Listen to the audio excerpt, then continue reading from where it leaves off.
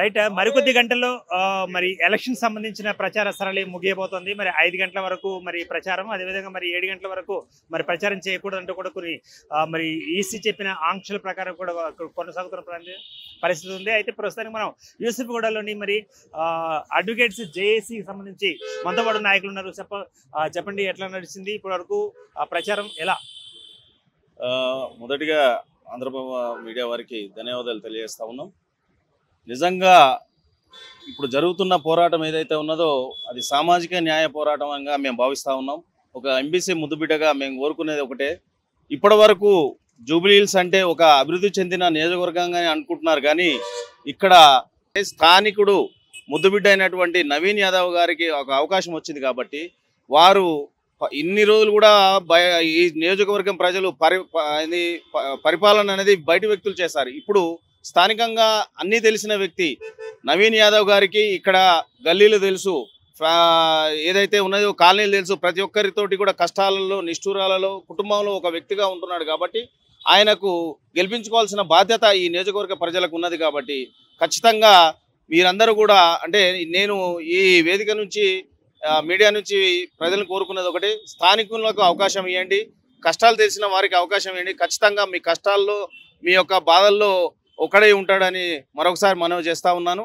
తప్పకుండా నవీన్ యాదవ్ను గెలిపించాల్సిన అవసరం ఉందని చెప్పి మరోసారి తెలియజేస్తా ఉన్నాను. మీ పేరు చెప్పండి, మరి ప్రచారం ఎలా ముగియబోతుందంటారు, ఎలా ప్రచారం చేశారు ఎంతసేపు?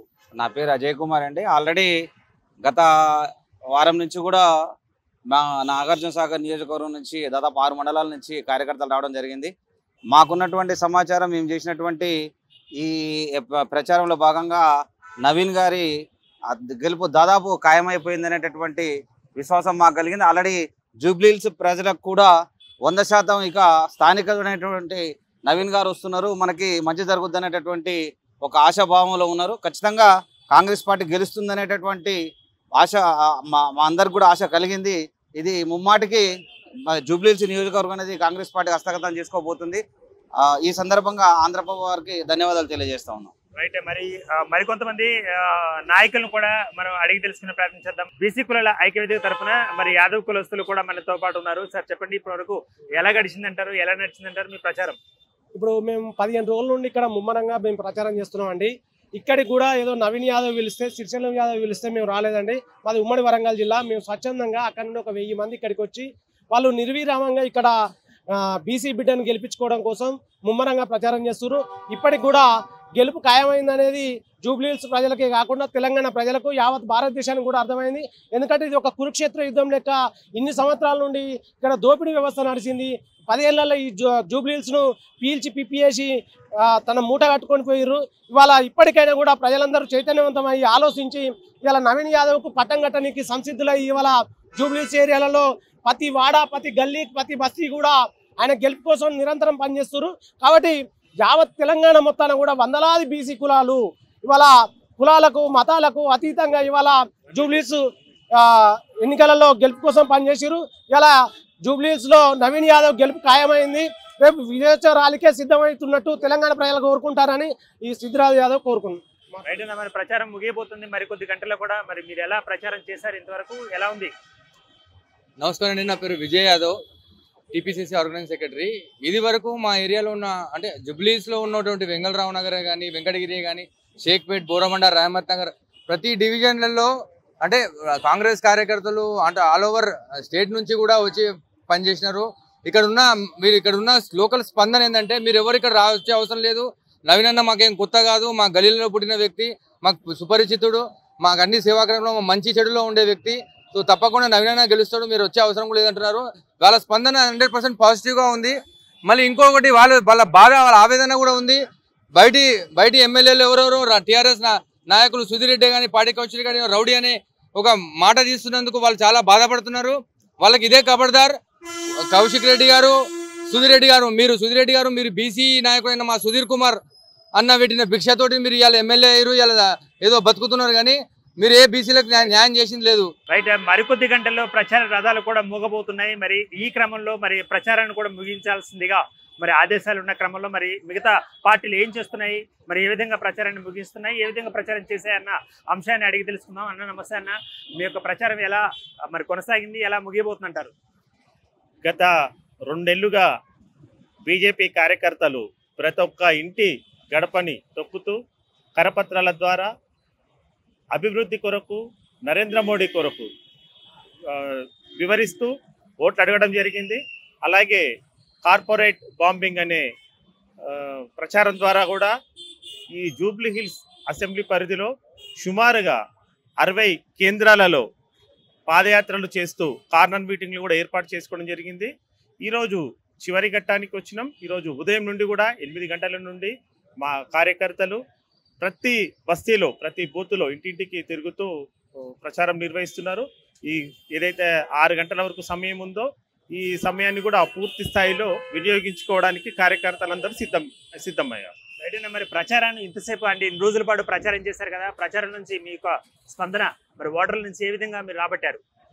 ఓటర్ల నుంచి స్పందన భారతీయ జనతా పార్టీకి మేము ఇది ఒకసారి అవకాశం ఇస్తాము. గతంలో కాంగ్రెస్కి ఇచ్చినాము, బీఆర్ఎస్కి ఇచ్చినాము. ఎవరు కూడా మా నుంచి అన్ని దోచుకొని పోయి అవినీతిని వారు అభివృద్ధితోనే పబ్బం గడుపుకున్నారు. మాకు చేసిన అభివృద్ధి ఏం లేదు. మీరు చూస్తున్నారు జూబ్లీ హిల్స్లో పరిస్థితి. పేరుకు మాత్రం జూబ్లీ హిల్స్ అంటే అద్దాల సిటీ, అద్దాల మేడ, ఫిల్మ్ స్టార్లు అందరూ ఉంటారు అనుకుంటాం, కానీ బస్సులకు వచ్చి చూస్తే ఎక్కడ చూసినా మురుగునీరు ఉంటుంది. ఈసారి ఎట్టి పరిస్థితుల్లో కూడా మేము భారతీయ జనతా పార్టీకి అవకాశం ఇస్తాము. వాళ్ళతోని విసిగి వేసారిపోయి ఉన్నామని వారు చెప్తున్నారు. మరి మీరు చెప్పండి, మరి ఇప్పుడు మీతో పాటుగా మరి బీఆర్ఎస్, కాంగ్రెస్ కూడా పోటీలో ఉన్నాయి కదా, మరి వాటి గురించి ఏమంటారు మీరు? బీఆర్ఎస్ కూడా 10 సంవత్సరాలు ఇచ్చారు. ఇచ్చాక వాళ్ళు ఏం చేశారు చూశారు. ఈసారి అయితే మటుకు ఖచ్చితంగా వాళ్ళు మాకు మద్దతుగా తెలుపుతూనే ఉన్నారు. తిరిగిన బస్తీలో అందరూ కూడా మాకు మద్దతు ఇస్తూనే ఉన్నారు. ఈసారి అయితే లంకాల దీపక్ రెడ్డి అని గెలిపించుకుంటామని చెప్తున్నారు. రైట్. మరొక బీజేపీ నాయకుడిని కూడా అడిగి తెలుసుకునే ప్రయత్నం చేద్దాం. సో అన్న, మీరు చెప్పండి, మరి మీ పార్టీ తరఫున చేసిన ప్రచారంలో ఎలాంటి స్పందన వచ్చిందంటారు?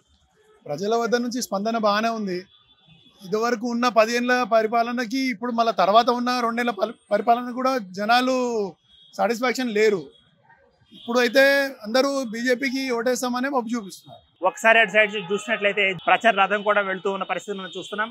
సో వందలాదిగా మరి చివరి గంటలు కాబట్టి వందలాదిగా ఆ యొక్క ర్యాలీ కూడా మరి వాళ్ళు ప్రచారం చేసుకుంటూ వెళుతున్నారు. మొత్తం మీద యూసఫ్ కూడా సంబంధించి మరి వాతావరణం అంతా మరికొద్ది గంటలలో మరి ప్రశాంతంగా ముగిపోతుంది. మరి అదేవిధంగా ఎలక్షన్ ఈసీ సంబంధించిన నియమ నిబంధనలు పాటిస్తూ మరి ప్రచార అంకానికి తెరపడనుంది. అన్ని పార్టీలు కూడా రోడ్డు మీద చేరి అన్ని పార్టీలు కూడా తమదైన శైలిలో మరి ప్రచార అంకానికి మరికొద్ది గంటల్లో మరి వాళ్ళంతా తెరవేయబోతున్నారు. అదేవిధంగా మరి ప్రభుత్వ ఆంక్షలు ఏవైతే ఈసీ ఆంక్షలు ఉన్నాయో ఆ ఆంక్షల మేరకు అందరూ కూడా నడుచుకోవాలి.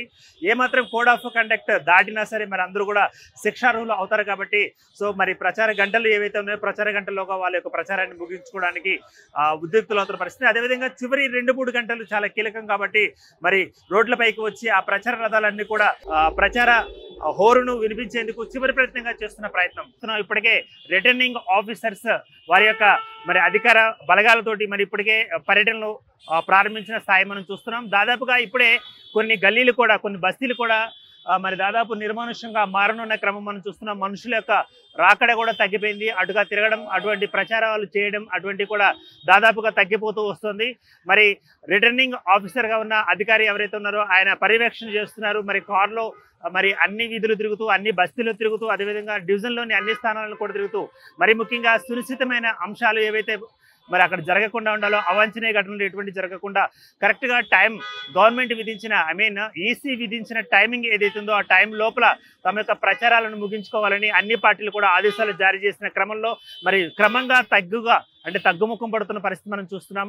జెండాలన్నీ లేకుండా బస్తీలన్నీ కూడా మోగపోబోతున్నాయి. అదేవిధంగా 144 సెక్షన్ కూడా మరికొద్ది గంటల్లో ఇక్కడ మరి విధించబోతున్నారు. ఇంకా అక్కడి నుంచి ఎటువంటి ప్రచార రథాలు కానీ అదేవిధంగా జెండాలు కానీ ఫ్లెక్సీలు కానీ కనపడకుండా ఉండాలని మరి ఈసీ కూడా విధించిన ఆదేశాలు ఏవైతే ఉన్నాయో ఆదేశాల మేరకు అన్ని కూడా మోగబోనున్నాయి. కెమెరామెన్ సాయి కిరణ్తో దుర్గా.